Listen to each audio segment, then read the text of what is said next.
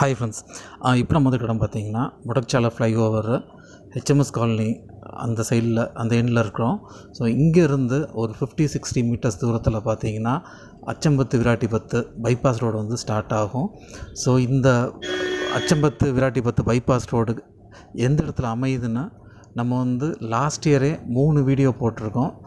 அந்த வீடியோட லிங்க் வந்து டிஸ்கிரிப்ஷனில் கொடுத்துருக்கேன், பார்க்காதவங்க பாருங்கள்.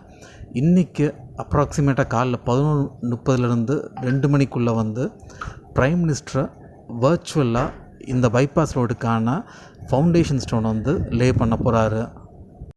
இப்போ அமைக்க போகிற இந்த பைபாஸ் ரோடோட லெங்த் வந்து அப்ராக்சிமேட்டாக ஒரு 4 கிலோமீட்டர்ஸ் இருக்கும்.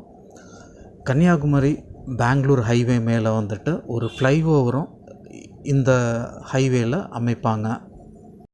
இந்த ப்ராஜெக்ட்டுக்கான காஸ்ட் பார்த்திங்கன்னா 260 கோடி ரூபா.